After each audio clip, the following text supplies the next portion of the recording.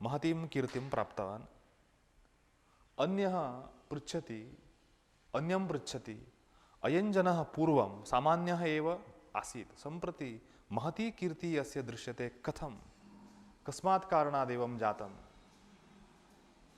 इति प्रश्ने वदति, इदन्नु करिष्यति, तस्मात् सः कीर्तिमान्। इदन्नु करोति, कृतवान्, करिष्यति, यत्किञ्चित् भवतु, चिन्ता नास्ति।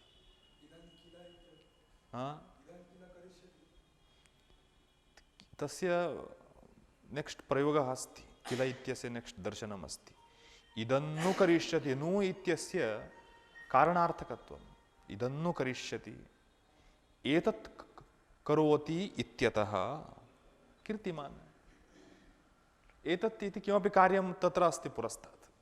एतत् करिष्यति, तस्मात् सः कीर्तिमान् भविष्यति। एतत् करिष्यति, तस्मात् सः धनिको भविष्यति।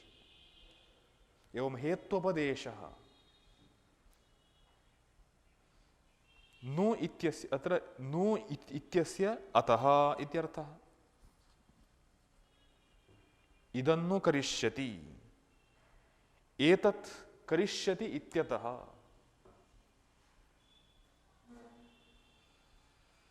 नु इत्यस्य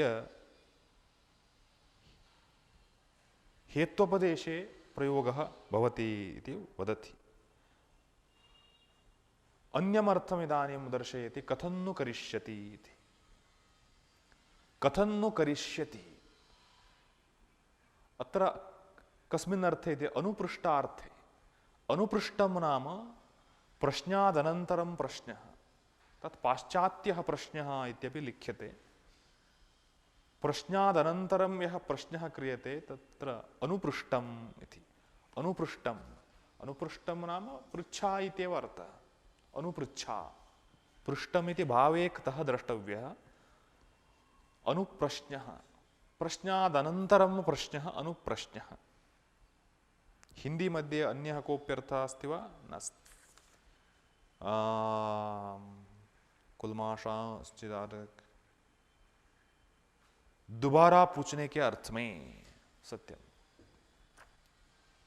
द्वितीय वारं पुनः प्रश्नः यः क्रियते तस्य प्रश्नस्य अनुपृष्टम् इति नाम, तस्मिन् अर्थे अपि नु इत्यस्य प्रयोगः भवति।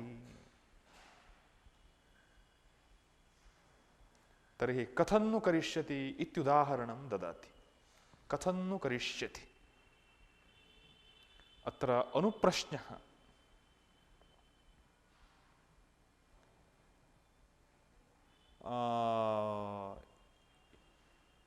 एषः अद्य किमर्थम् अत्र तिष्ठति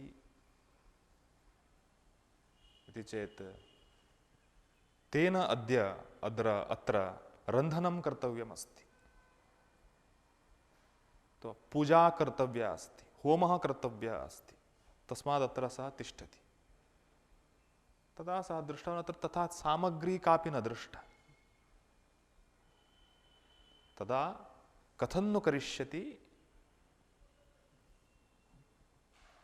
पूर्वं प्रश्नः यः कृतः तस्य पूर्णम् उत्तरं न प्राप्तं तस्य कृते। तस्य पुनः स्पष्टीकरणार्थं, स्पष्टता प्रतिपत्त्यर्थं पुनः प्रश्नं करोति। तदा कथन्नु करिष्यति नुकारस्य पूर्वं परं प्रयोगः क्रियते।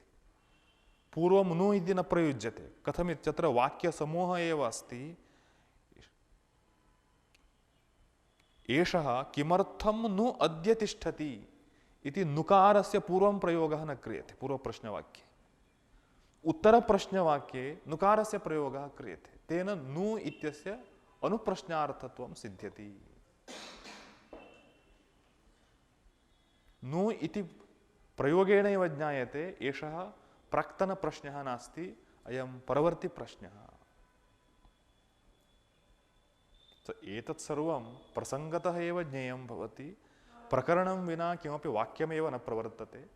सप्रकरणमेव वाक्यम् इति कारणात् प्रसङ्गतः एव तत् स्पष्टं भवति। वयम् अस्मिन् ग्रन्थे मध्ये किञ्चित् वाक्यं श्रुत्वा अस्य इत्थमर्थः कस्मादागतः इति न पृच्छेम, यतोहि प्रकरणपूर्वकमेव वाक्यं भवति सर्वत्र। तस्मात् प्रकरणं कल्पनीयं भवति अस्माभिः वाक्यस्य सम्यक् अवगमनार्थम्।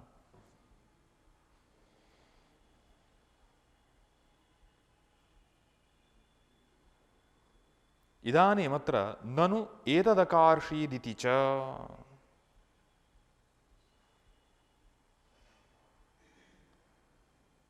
ननु इत्यस्यापि एवमेव अर्थः इति दर्श्यते।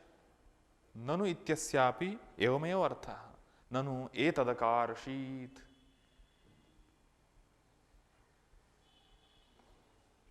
सः कथं तावत् धनं प्राप्तवान्?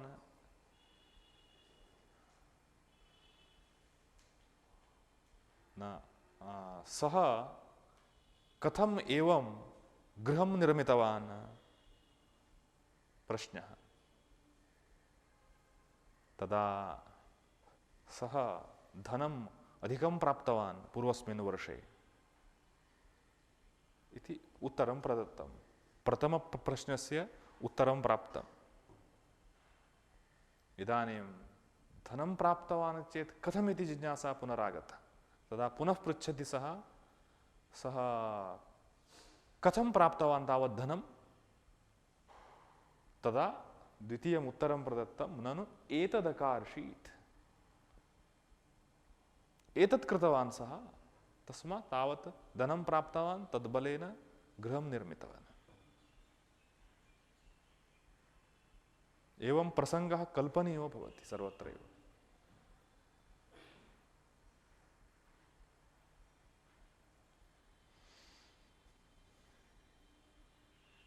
नु इत्यस्य उपमार्थेपि प्रयोगः भवति इति वदति।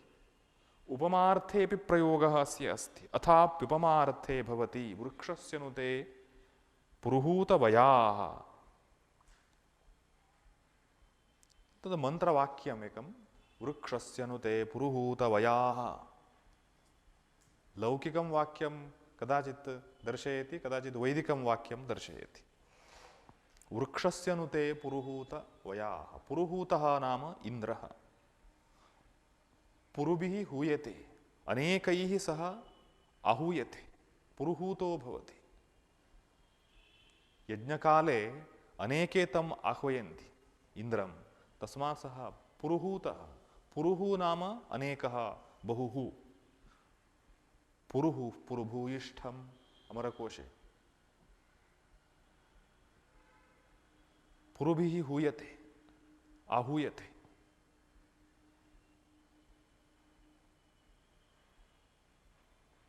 पुरुहूतः पुरन्दरः इत्यस्ति खलु। पुरुहूतः नाम इन्द्रः। कश्चित् इन्द्रं स्तौति, हे इन्द्र, तत्र राष्ट्रं धारयस्व इति नेक्स्ट् आगच्छति मन्त्रे। वृक्षस्य नुते पुरुहूतवयाः इति मन्त्रे त्वं राष्ट्रं धारय इति प्रार्थना भवति। तत्र हे इन्द्र, ते बाहवः वृक्षस्य वयाः इव। वृक्षस्य वयाः नु।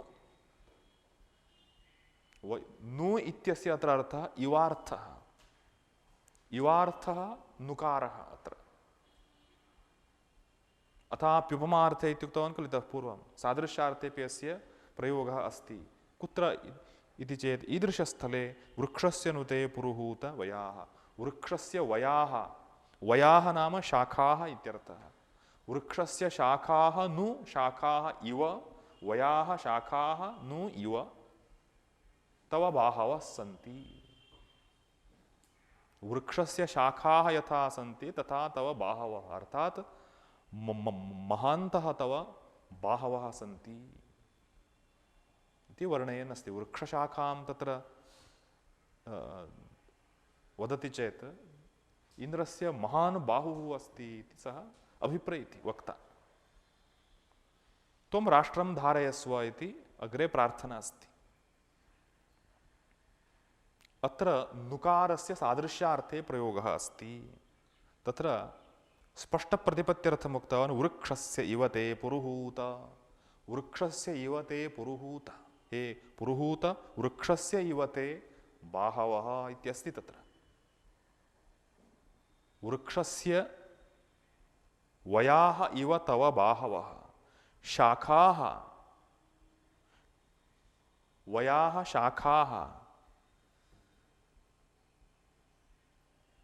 शाखाः वयाः शाखाः वेतेः। वेञ्कम्पने इत्यस्मात् वयाः इति शब्दः, वयः इति शब्दः द्रष्टव्यः इत्यर्थः। वयाः किमर्थमिति चेत् शाखाः कम्पन्ते खलु एवं। शाखाः वायुना आन्दोलिताः भवन्ति, तस्मात् शाखानाम् अन्यत् नाम वयाः इति।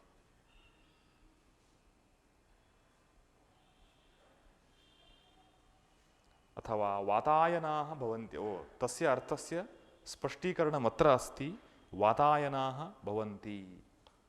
अयनं नाम गतिः, अय गतौ इत्यस्ति खलु धातुः, अयनं नाम गतिः एव।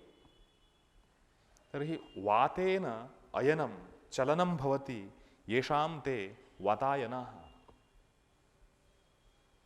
सत्यं, वृक्षस्य बाहवः अर्थात् शाखाः, वृक्षस्य शाखाः आधिक्येन वायुना एव कम्पन्ते। अस्मदादिवरपि प्रेरणा क्रियते चेत् कम्पते, किन्तु तथा नास्ति। यथा वायुना कम्पते एवं तथा न भवति। तस्मात् वातायनाः भवन्ति। वातायन शब्दस्य अत्र अर्थः गवाक्ष इति अर्थः नास्ति। वातेन चलनशीलाः ये सन्ति ते वातायनाः अत्र। अर्थात् प्रसङ्गप्राप्तं शब्दं मध्ये मध्ये निर्वक्ति सः। सर्वं शब्दं दर्शयति इति नास्ति, प्रसङ्गप्राप्तं कञ्चित् कञ्चित् शब्दं सः दर्शयति। अस्य अर्थः एवमस्ति एवमस्ति इति। तर्हि शाखा इति शब्दः कथम् आगतः इति चेत् शाखाः कषयाः। खं नाम आकाशः, खे शेरते इति शाखाः। खे शेरते, गिरिशयः इत्यादि शब्दाः भवन्ति खलु, तद्वत् खशयः। ये खे शेरते अथवा यः खे शेते सः खशयः, खशयाः। सत्यं, वृक्षस्य बाहवः आकाशे शयनं कुर्वन्ति। आकाशे एवम् उत्थिताः न तिष्ठन्ति, आकाशे शयनं कुर्वन्ति। परिकल्पना सम्यक् अस्ति। शाखाः खशयाः, वर्णं किञ्चित् अत्रस्थ्यम् अत्र स्थापितवान्, अर्थः आगतः। शाखा खशय।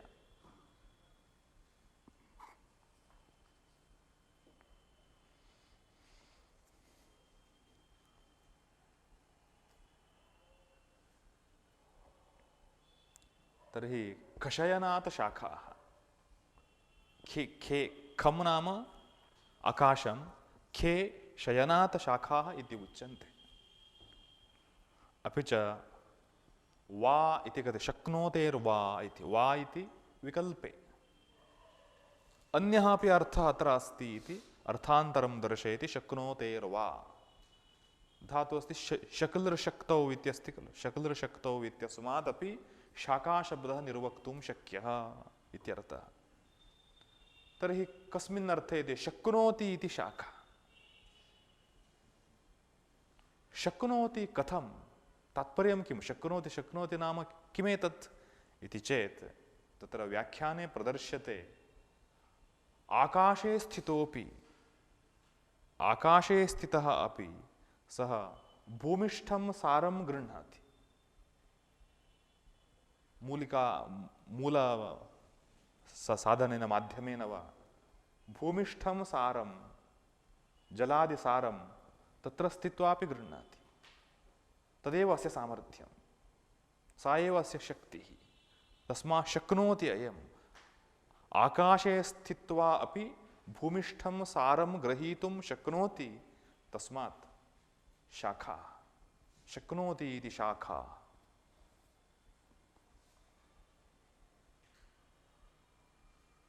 अत्र बहु स्पष्टतया प्रतीयते निरुक्तशास्त्रः अर्थप्रधानः भवति। शब्दस्य अभिप्रायं दर्शयति। शब्दाभिप्रायः कः इत्यत्र सम्यक् विवरणं करोति।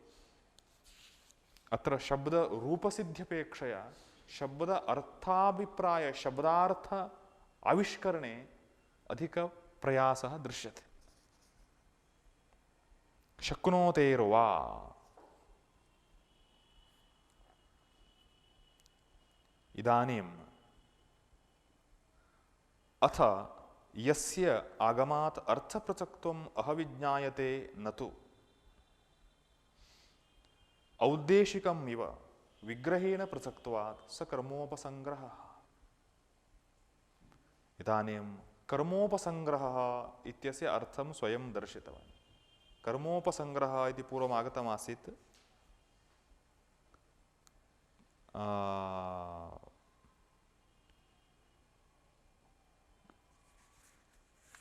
नाना अर्थेषु भवन्ति इति कथयन् अत्र वचेषु अर्थेषु निपतन्ति अप्युपमार्थे अपि कर्मोपसंग्रहार्थे अपि पदपूरणाः इति उक्तवान् आसीत्।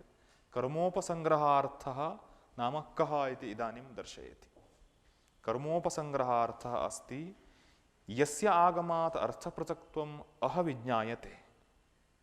यस्य आगमात्, आगमात् नाम अध्याहारात् इति अर्थः अत्र निरुक्तशास्त्रे लिखितः दर्शितः। आगमः नाम अथवा आगमनं नाम अत्र अध्याहारः। यस्य अध्याहारात् अर्थपृथक्त्वम् अर्थभेदः अह स्पष्टं विज्ञायते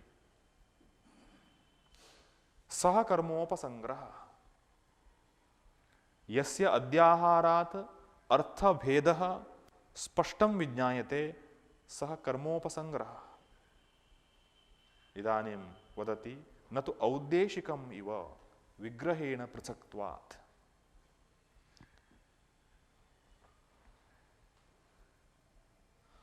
पृथक् पृथक् उद्दिष्टम् औद्देशिकम् इति उच्यते। एतत् शास्त्रे क्वचित् प्रयोगः भवति। क्वचित् शास्त्रग्रन्थेषु ईदृशं दृश्यते औद्देशिकम्। औद्देशिकं नाम पृथक् पृथक् उद्दिष्टम् औद्देशिकम् इत्युच्यते।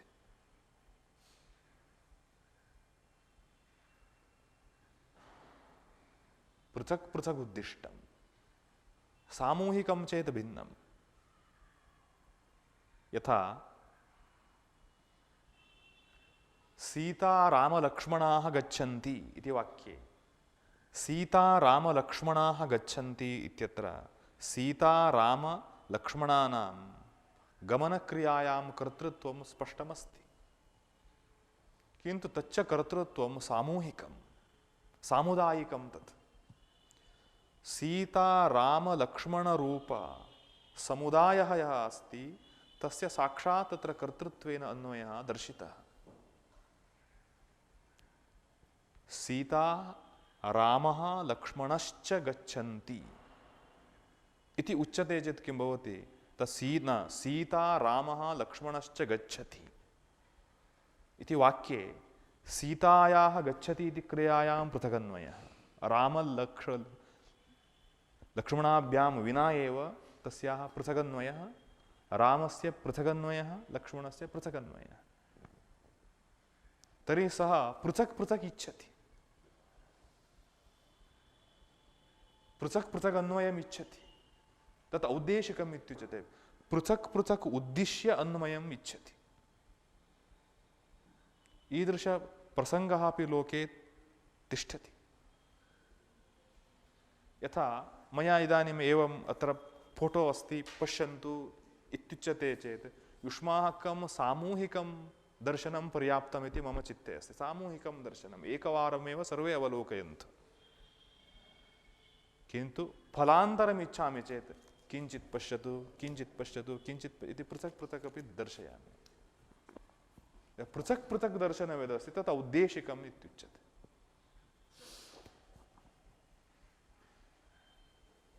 औद्देशिकम्। तर्हि औद्देशिकस्य एकं वाक्यं निरुक्तशास्त्रे अस्ति। गाः अश्वान् पुरुषांश्च आहर। गाः अश्वान् पुरुषांश्च आहर। तर्हि अत्र वक्तुः आशयः कः? वक्तुराशयः अस्ति किमपि स्थानमत्र अस्ति। इदानीम् अत्र केचित् भृत्याः पुरुषाः अपि सन्ति। अत्र अश्वाः सन्ति, अत्र गावः सन्ति। इदानीम् एतान् सर्वान् प्राणिनः स्वीकृत्य एकवारमेव आगच्छ इति प्रभुः न इच्छति। प्रभुः इच्छति पूर्वं गाः आनय, एकं केस् क्लोज करोतु पूर्वं, ततः परम् अश्वान् आनय, अन्ते पुरुषान् आनय इति पृथक् पृथक् इच्छन् गाः अश्वान् पुरुषांश्च आहर। पृथक् उद्दिष्टं तत्। अन्यथा गो अश्व पुरुषान् आहर इति सामुदायिकम् आहरणं विवक्षितं स्यात्। सामुदायिकम् आहरणं न इच्छति प्रभुः। स पृथक् पृथक् ग्रूप् कृत्वा आनयनम् इच्छति। तदा औद्देशिकम् आवश्यकं भवति। पृथक् पृथक् उद्दिष्टम् औद्देशिकम् इत्युच्यते।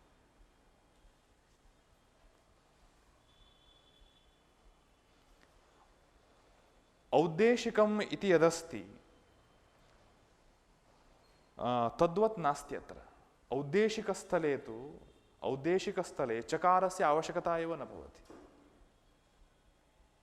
भेदः बहु स्पष्टः। पुरुषः अन्यः, गौः अन्यः, अश्वः अन्यः इति भेदः स्पष्टः। किन्तु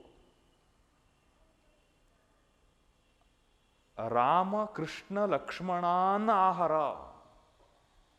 इति स्थले रामः कृष्णः लक्ष्मणः इति त्रयः भिन्नाः वा, अथवा रामकृष्णः इति कश्चित् जनः, लक्ष्मणः इति कश्चित् जनः, ते एव पञ्चशः अपि स्युः, तदा रामकृष्णान् आहर इत्यपि सम्भवति। अनेके रामकृष्णाः सन्ति चेत् रामकृष्णान् आहर। तर्हि भेदः तत्र कीदृशः इति स्फुटता नास्ति। राम कृष्ण लक्ष्मणान् आहर इत्यत्र भेदः कीदृशः? रामः पृथक्, कृष्णः पृथक्, लक्ष्मणः पृथक् इति एकः पक्षः। अरे रामान् कृष्ण लक्ष्मणान् आहर इत्यपि स्यात्। विग्रहस्य स्फुटता नास्ति, अर्थात् भेदस्य स्फुटता नास्ति। तर्हि भेदस्य स्पष्टप्रतिपत्त्यर्थं किं कर्तव्यम् अस्माभिः? चकारस्य अध्याहारः क्रियते एव मानसिकतया अपि। तर्हि रामश्च कृष्णश्च लक्ष्मणश्च इति उच्चार्यो एवं भेदः अस्ति। तथा उच्चारः यदा क्रियते तदा भेदः स्फुटः। अथवा चकारस्य अध्याहारः यस्मिन् स्थाने क्रियते तत्र भेदः स्फुटः।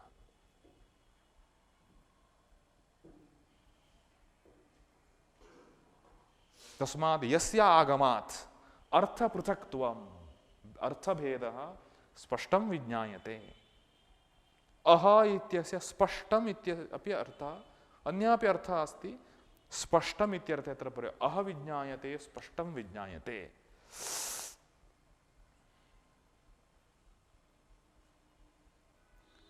न तु औद्देशिकमिव। औद्देशिकस्थले तु भेदः पृथक् उद्दिष्टत्वादेव स्फुटः। गाः पुरुषान् अश्वान् आहर इत्यत्र चकारस्य आवश्यकता नास्ति।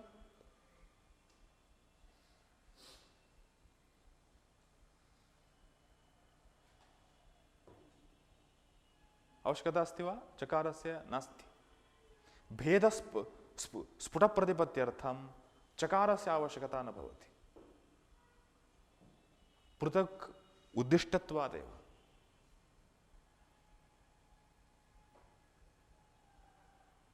विग्रहेण पृथक्त्वात्।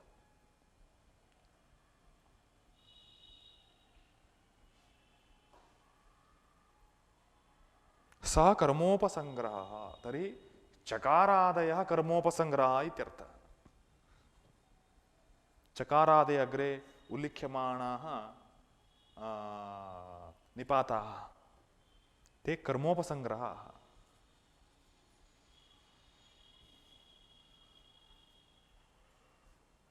इदानीम् एकैकस्य अर्थं किञ्चित् दर्शयति। च इति समुच्चयार्थः, च इति समुच्चयार्थः। सत्यं, लोकेपि अयमेव अर्थः अस्ति। वेदे यथा अर्थः, भाषायामपि एवमेव समुच्चयः। समुच्चयः नाम संयोजनम् इत्यर्थः, संयोगः। समुच्चय शब्दस्य अनेके अर्थाः सन्ति। समुच्चय शब्दस्य समूहः इत्यप्यर्थः अस्ति समुच्चयः। समुच्चयः संयोगः इत्यपि अर्थः। युष्माकं गीताभाष्ये ज्ञानकर्मसमुच्चयः इति भवति खलु। ज्ञानकर्मसमुच्चय अन्यत्र अन्यत्र भाष्यग्रन्थेऽपि अस्त्येव ज्ञानकर्मसमुच्चयः। तर्हि ज्ञानकर्मसमुच्चय, ज्ञानस्य कर्मणश्च योगः, संयोगः।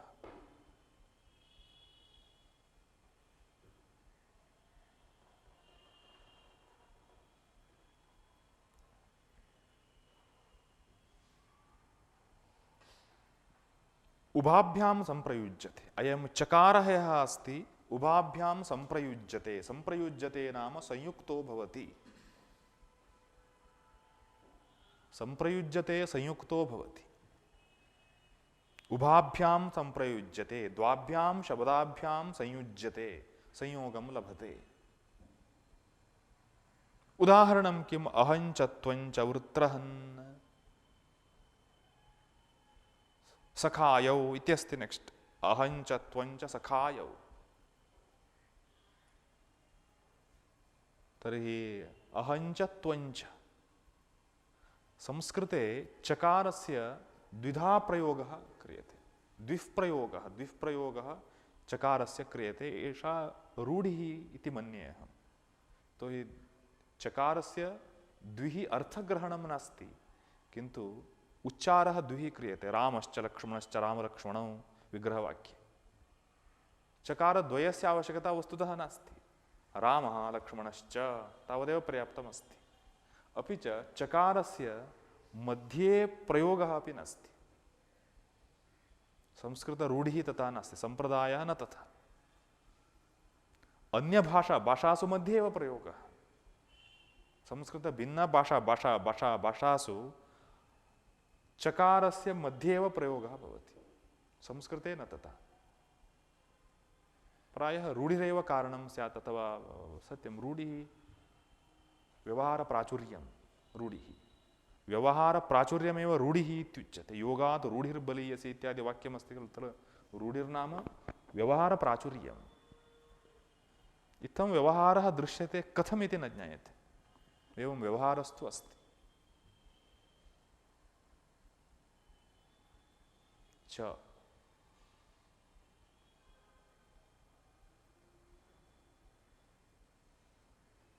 किन्तु किञ्च इत्यस्य मध्ये प्रयोगः क्रियते। पुस्तकं किञ्च लेखनीं गृह्णातु, पुस्तकं लेखनीं किञ्च गृह्णातु इति न प्रयोगः। किञ्च इत्यस्य मध्ये एव प्रयोगः भवति।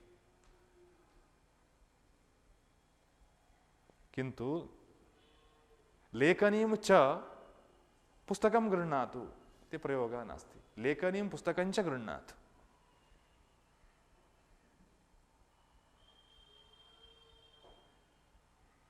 तत्र अहञ्च त्वञ्च द्विः कथनमस्ति। तत्र एकत्र चकारः सः तिष्ठति, केवलं शोभार्थं स्यात्। तत्तु व्यर्थताप्रसङ्गः नास्ति। व्याख्याकाराः तस्य सम्यक् समाधानं कुर्वन्ति। वाक्यालङ्कारः इति। तत्र तावत् इत्यादि प्रयोगस्य वाक्यालङ्कारः इति वदन्ति। केचित् जनाः सन्ति तत्र तावत् इति पुनः तत्र तावत् इति। तत्र तावत् नाम किं? तत् एतावत् वा एतावत् इति किं तत्र इत्यनेन कः देशः किं स्थानं विवक्षितं भवति इति न प्रष्टव्यं वाक्यालङ्कारार्थे।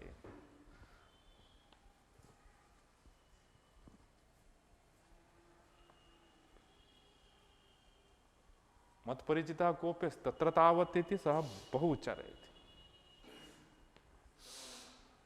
नाम आदौ अन्ते मध्ये सर्वत्रापि अव्यक्तादीनि भूतानि व्यक्तमध्यानि भारत अव्यक्तनिधनान्येव। आदितः अन्तं यावत् तत्र तावत् इदानीं वयं तत्र तावत् पुस्तकं द्रष्टुं तत्र तावत् इति तत्र तावत् इति सामर्थ्यं विना सः न प्रवर्तते। ततः सामर्थ्यं प्राप्नोति प्रायः, पुनः वदति। एवं विविधाः जनाः सन्ति। चकारः अहञ्च अत्र चकारस्य आगमात् भेदः बहु स्पष्टः। अन्यथा अहं त्वम् इन्द्रः वृत्रहन्, वृत्रहन् नाम इन्द्रस्य सम्बोधनमेतत्।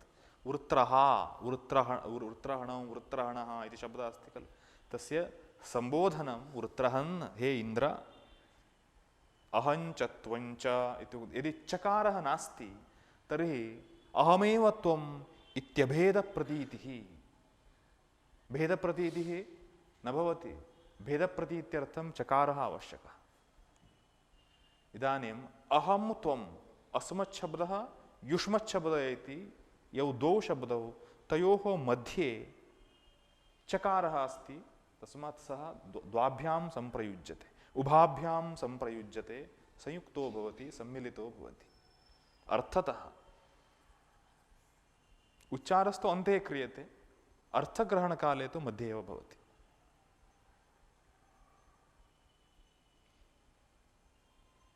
एतस्मिन्नेव अर्थे देवेभ्यश्च पितृभ्य इति आकारः एतस्मिन्नेव अर्थे भवति। एतस्मिन्नेव अर्थे अर्थात समुच्चयार्थे एव आकारः अपि दृश्यते। देवेभ्य अग्निस्त्वं कव्यवाहनः देवेभ्यश्च पितृभ्यश्च इति मन्त्रवाक्यमेतत्। हव्यं कव्यं नाम ज्ञायते खलु, हव्यं कव्यं।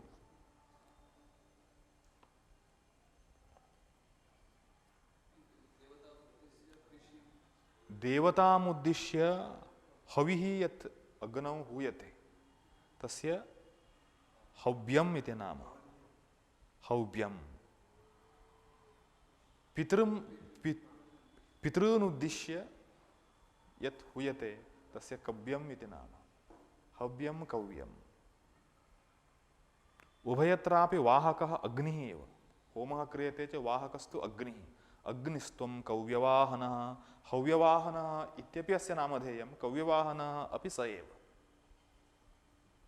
अग्निस्त्वं कव्यवाहनः देवेभ्यश्च पितृभ्यश्च, किमपि अस्ति तद् मन्त्रे, देवेभ्यः देवेभ्यश्च पितृभ्यश्च त्वमेव वाहकः वस्तुतः। तत्र च इति चकारस्य दुरुच्चारः कर्तव्यः आसीत्। तत्र द्वितीये उच्चारस्थाने अर्थात चकारस्थाने वाकारः न आकारः उच्चारितः। देवेभ्यश्च पितृभ्यश्च इति वक्तव्ये पितृभ्य तर्हि चकारस्थाने इत्यस्य प्रयोगः बहु स्पष्टः अस्ति। तस्मात् इति निपातः अपि समुच्चयार्थे भवति।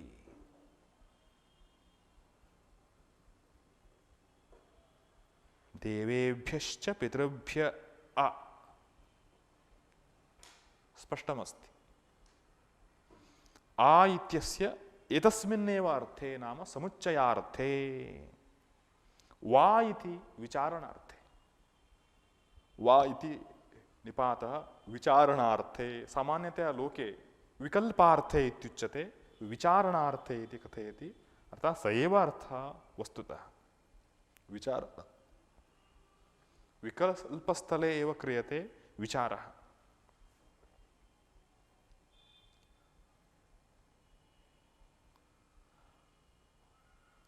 वेदमन्त्रवाक्यमेव अस्ति, तत् लोकवाक्यवत् दृश्यते। वैदिकमन्त्रवाक्यमेव तदस्ति। सोमयागे अयं मन्त्रः अस्ति वस्तुतः।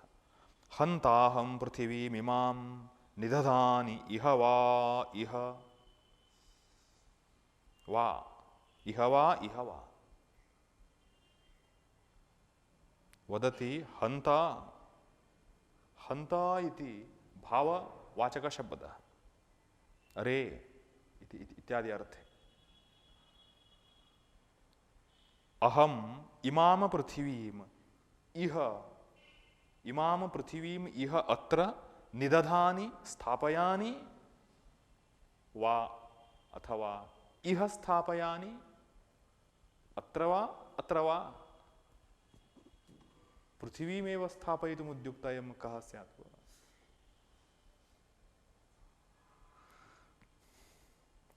हन्त अहं पृथिवीम् इमाम् इह निदधानि, लोट्लकारस्य उत्तमपुरुषः, निदधानि, निदधातु निदधानि, निदधाति नाम स्थापयति, निदधानि इह वा अत्र वा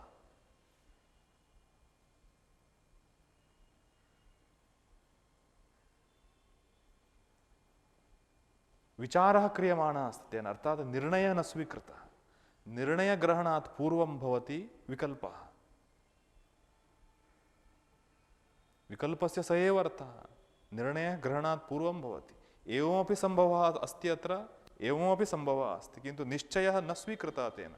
इत्थमेव इदानीं क्रियते इति निर्णयः न स्वीकृतः। अपार्चुनिटी अस्ति उभयमपि कर्तुम्।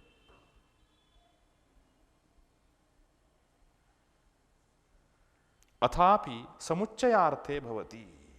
अयं वाकारः यः अस्ति सः समुच्चयार्थेऽप्यस्ति। समुच्चयार्थमेव पूर्वं वर्णयित्वा ततः परं विचारणार्थं वर्णयति चेत् सम्यक् क्रमः दृश्यते। समुच्चयार्थमपि पुनः वदति। समुच्चयार्थेऽपि अयं भवति वायुर्वात्वा मनुर्वात्वा।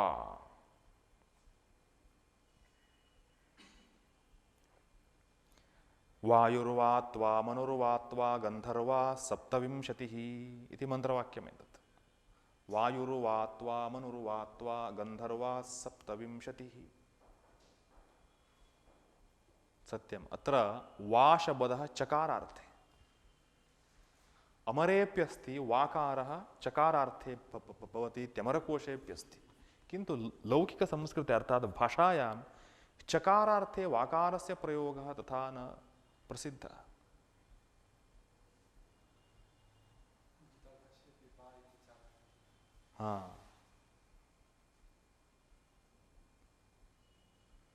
कुत्र अस्ति? न जायते म्रियते वा कदाचित्।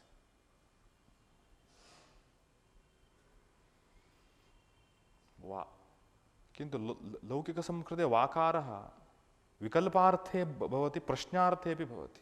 प्रश्नार्थः अपि कोशे अस्ति, अमरे अस्ति। तो चकारार्थे अस्ति इति कथ्यते छन्दसि प्रायः। प्रश्नार्थेऽपि वाकारस्य प्रयोगः क्रियते। अस्माकं भाषणसमये अस्ति वा नास्ति वा इति वाकारः किमर्थे प्रयुज्यते?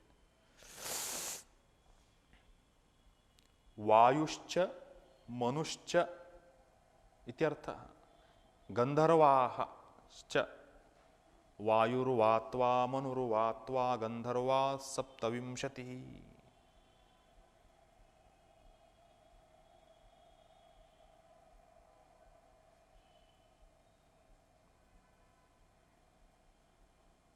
समुच्चयार्थः अस्ति इत्यर्थः। वायुः मनुः अपि च गन्धर्वाः इति वक्तव्यं। वायुः मनुः गन्धर्वाश्च।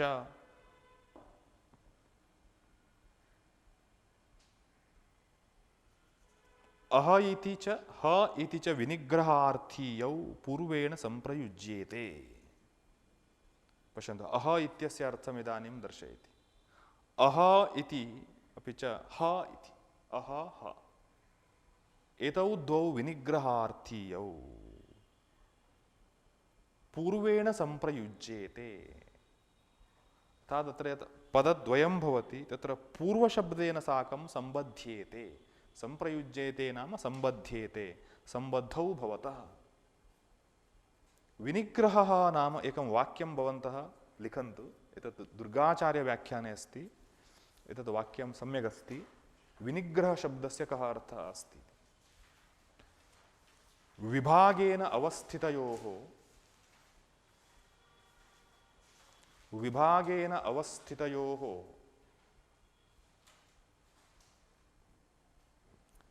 विभागेन अवस्थितयोः यज्ञदत्तदेवदत्तयोः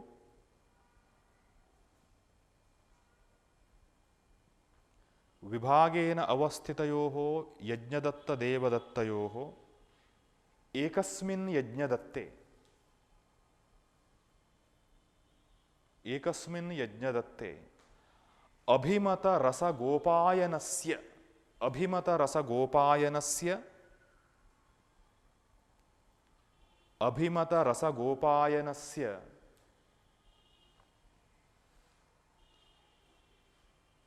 ग्रहणं यत् स कर्मोपसंग्रहः, ग्रहणं यत् स कर्मोपसंग्रहः। न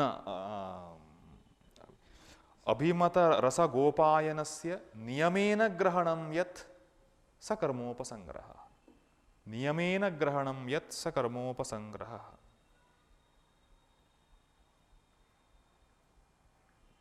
एतदेव साक्षात् वाक्यं तत्र दुर्गवृत्तौ अस्ति, दुर्गाचार्य व्याख्याने तदेव साक्षात् वाक्यम् एतत्। विभागेन अवस्थितयोः यज्ञदत्तदेवदत्तयोः एकस्मिन् यज्ञदत्ते अभिमतरसगोपायनस्य नियमेन ग्रहणं यत् स कर्मोपसंग्रहः।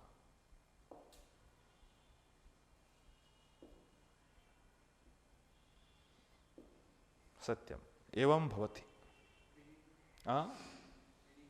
सः सः विनिग्रहः, ओ मया एव उक्तं सः विनिग्रहः, तस्य अर्थः विनिग्रहार्थः इति लिखितवान्। ओ मया उक्तं कर्मोपसंग्रहः इति शब्दः उक्तः, कर्मोपसंग्रहः नास्ति, विनिग्रहः, विनिग्रहः, सत्यं सत्यं। कर्मोपसंग्रहः इति त्रुटिः जाता, विनिग्रहः इति स्यात्। गोपायनस्य अभिमतरस, तदेव अहं वर्णयामि इदानीं। विभागेन द्वौ स्तः, अर्थात् पृथक् पृथक् कस्यचित् राज्ञः वा प्रभोः वा पुरस्तात् द्वौ भृत्यौ स्तः। तदा किमपि कार्यं साधनीयमस्ति, तदा तत् कार्यं कर्तुं कश्चित् समर्थः, कश्चित् तथा न समर्थः।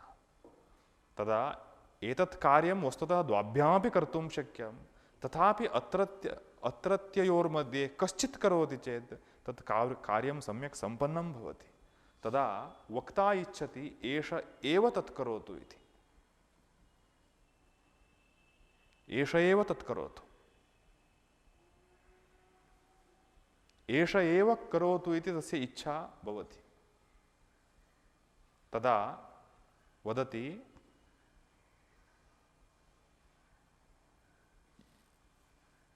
यज्ञदत्तः रन्धनं करोतु, यज्ञदत्तः अह रन्धनं करोतु, देवदत्तः गाः चारयतु। रन्धनम् अयं करिष्यति चेत् तथा सम्यक् न स्यात् इत्यर्थः। रेस्टोरेंट मध्ये कौचित् दंपती भोजनम् आरब्धवन्तौ। तदा साक्षात् भोजनम् आरब्धवान् पति आनीय स्थापितं भोजनम् आरब्धवान्। तदा पत्न्याः आश्चर्यं जातम्, अरे अद्य किमेतत् इति सा पृष्टवती। पति किम् इति पृष्टवान्। तथा नास्ति, प्रतिदिनं त्वया अन्नस्य पुरस्तात् एवं प्रणामं कृत्वा एवं कृत्वा भोजनं क्रियते, अद्य तु साक्षात् भुक्तवान्, विस्मरणं जातं किम् इति पृष्टवती।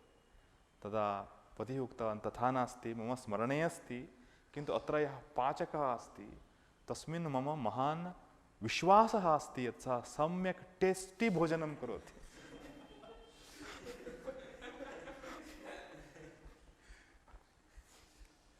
विश्वासः अस्ति। तु गृहे तु नास्ति, अरे परमात्मा कीदृशम् इति खादति। तस्मात् सर्वे तत् कार्यं कुर्वन्ति चेत् सम्यक् न भवति। यज्ञदत्तः रन्धनं करोतु। अभिमत रसगोपायन स्वाभिमत सारभूत अर्थः यः अस्ति तस्य गोपनं कर्तव्यं। गोपनेन उक्तं किन्तु तस्य ग्रहणमपि भवेत् अह इत्यनेन। तत्र एष एव कुर्यात् इति एवकारोच्चारः नास्ति। अभिमत रसः, अभिमत अभिप्राय स्वाभिप्रायं यदस्ति, स्वाभिप्राय स्वसम्मतिः या अस्ति तस्य सारभूतम् अंशं सः किञ्चित् गोपायित्वा वदति। अभिमत रसगोपायनस्य नियमेन ग्रहणं। नियमेन पक्का गृह्णीयात् सः, तस्मात् अह इत्युक्तम्। तर्हि अत्र पूर्वेण संप्रयुज्येते। तर्हि अत्र विभागेन अवस्थितौ यज्ञदत्तः अपि च देवदत्तः। तर्हि एतत् कार्यम् एष एव कुर्यादिति मतमस्ति चेत् तदा किं कर्तव्यम्? यज्ञदत्तः इति शब्दः पूर्वम् उच्चारणीयः। पूर्वम् उच्चार्य तेन साकम् अह।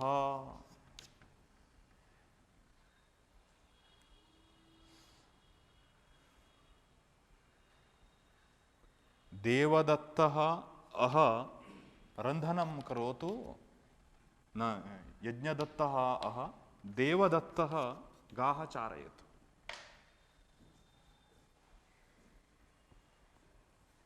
न दत्तः अह नास्ति, पुनः सादा देवदत्तः गाश्चारयतु। तर्हि रन्धनकार्यम् एष एव कुर्यात्, अन्यथा तु अद्य भोक्तुं न शक्यते, बहु कष्टमस्ति। पुनः रात्रौ अपि भोक्तव्यं, तदेव दाल् सब्जी इत्यादि रात्रौ अपि तिष्ठति, दौर्भाग्यं मास्ते तत्।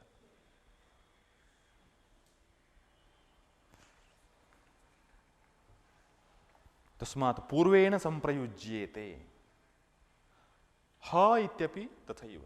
देवदत्त यज्ञदत्तः ह गानं करोतु। देवदत्तः ह गानं करोतु, यज्ञदत्तः शृणोतु।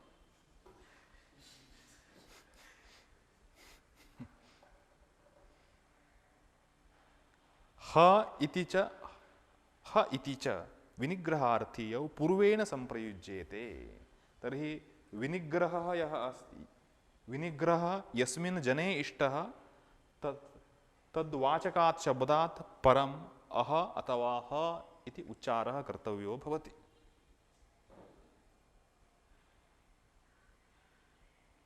स एव इदानीं वाक्येन दर्शयति। अयं ह इदं करोतु, अयम् इदं। तत्र वाक्यद्वयमस्ति। अयं ह इदं करोतु, एषः एतत् कार्यं कुर्यात् इति मम पूर्ण अभिप्रायः अस्ति। एषः स तत् कार्यं सम्यक् सम्पादयति। अयं ह इदं करोतु, अयम् अह इदं करोतु, अयम् इदं करोतु इति कार्यद्वयं किमपि भिन्नम् अस्ति। तत् गोदोहनमेकमस्ति, अन्यत् रन्धनमस्ति, किमपि भिन्नं भिन्नं कार्यद्वयम् अस्ति। अयम् अह इदं करोतु।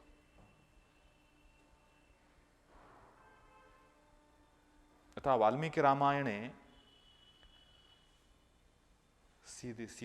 सीतान्वेषणकाले, अन्वेषण आरम्भे तत्र वानरसेनानायकः आसीत् अङ्गदः। तत्रापि दक्षिणदिशि प्रवृत्तानां वानराणां नायकः अङ्गदः। तत्र पुनः ज्येष्ठः आसीत् जाम्बवान्। एवम् अवस्थायामपि रामः किं कृतवान्? अङ्गुलीं हनुमते प्रदत्तवान्।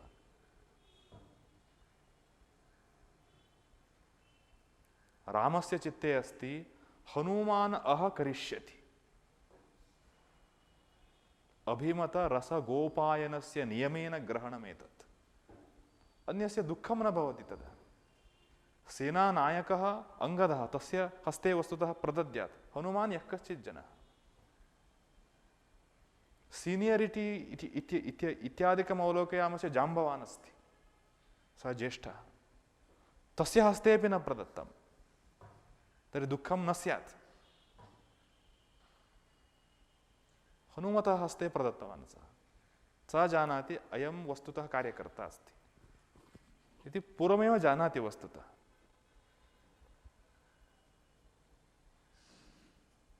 एवं प्रसङ्गः भवति। अभिमत रस गोपायनं करणीयं भवति। व्यक्ततया न उच्यते तत् एष एव कार्यं साधयिष्यति इति साक्षात् न उच्यते। नायकः भूत्वा अयं कीदृशः इत्यपि भावना स्यात् अन्येषां वानराणां मनसि। तथा आस्पदं न प्रदत्तवान् रामः।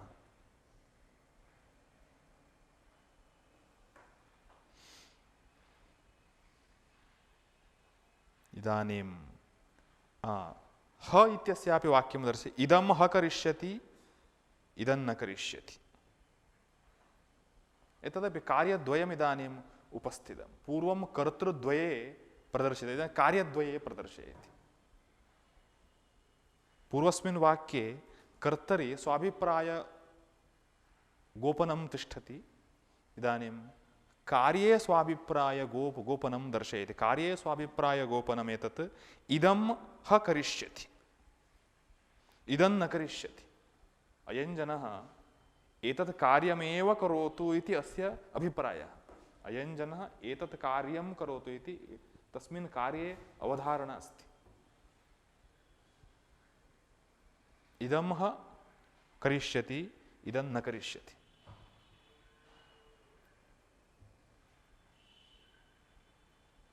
अस्तु। कस्मिन् अर्थे?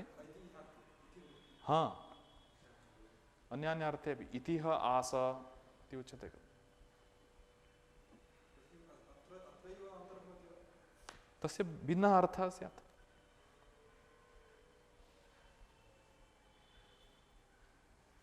अस्तु, परं पश्यामः। युष्माकं यूनिट् टेस्ट् अस्ति निरुक्तस्य। यूनिट् टेस्ट् कर्तुं कदा अवकाशः अस्ति? अग्रिमसप्ताहे। मध्ये तु वर्गः एव नास्ति। तर्हि सोमवासरे भवितुमर्हति।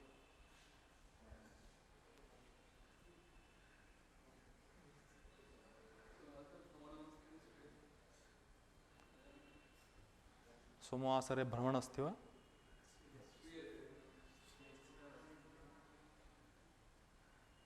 भवति, यदा भाग्यमस्ति तदा भवति।